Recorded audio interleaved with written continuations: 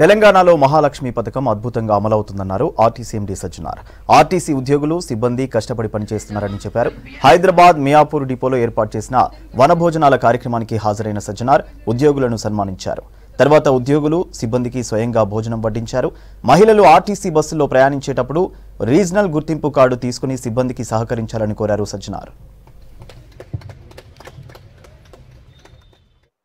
రాష్ట్ర ప్రభుత్వం చేపట్టిన ఒక చారిత్రాత్మక నిర్ణయం వల్ల మహాలక్ష్మి పథకము, మహిళలకి ఉచిత ప్రయాణము, ఆడపిల్లలకి థర్డ్ జెండర్ వాళ్ళందరూ కూడా దానివల్ల కూడా మనకు చాలా అంటే చాలా ప్రెషర్ అయింది. ఇప్పుడు కల్పన చెప్పినట్లే నిన్నే మన అక్కడ రజిత అని చెప్పి కండక్టర్ చెప్పింది, చాలామంది మన కండక్టర్ చెప్పారు. చాలా అంటే ఈ టికెట్ ఇష్యూ చేయడం కూడా చాలా ప్రెషర్ అవుతుంది, చాలా స్ట్రెస్ఫుల్గా అవుతున్నారు అని చెప్పి తెలిసింది.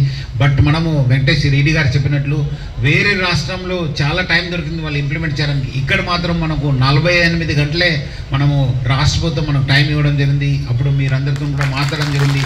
మీరందరూ కూడా చాలా సక్సెస్ఫుల్గా ఈ ఒక స్కీమ్ని ఇంప్లిమెంట్ చేస్తున్నారు. నాకు తెలుసు, ఎందుకంటే కొంతమంది కండక్టర్స్ డ్రైవర్స్తో కూడా ఎవరు ఇబ్బంది పడినారు, కొంత ప్రజలతో కూడా చాలా ఘర్షణ వాతావరణం కూడా చాలా ఓపికతో మాట్లాడి కొన్నిసార్లు అక్కడక్కడ కొన్ని చిన్న సంఘటనలు చెందిన వాళ్ళందరితో కూడా మాట్లాడడం జరిగింది.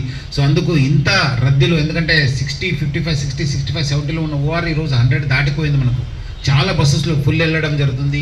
సో మీరందరూ కూడా బాగా కష్టపడుతున్నారు. సో ముఖ్యంగా మీరందరూ కూడా పేరు అభినందిస్తున్నాను. మినిస్టర్ గారు, మన అందరూ కూడా ఆఫీసర్స్ అందరూ కూడా మీకు చాలా మెచ్చుకుంటున్నారు. ఎందుకంటే ఈ మధ్యలో నేను సెక్రటరియట్కు చాలా మీటింగ్స్ వెళ్ళాను. సో అందుకు మీరందరూ కూడా పేరు అభినందిస్తున్నాను. కొన్ని దీనివల్ల కూడా సమస్య వస్తున్నాం, యాజమాన్యం కూడా మీ సమస్య పైన మనము దృష్టి సారించను, 5 కమిటీ ఫామ్ చేసి మనం కూడా ప్రతి ఒక్క సమస్యను ఎట్లా చేయాలని చెప్పి కూడా ఆలోచన జరుగుతుంది. డెఫినెట్లీ వచ్చే రోజు ఆ సమస్యలన్నీ కూడా పరిష్కారం చేయడానికి బాగా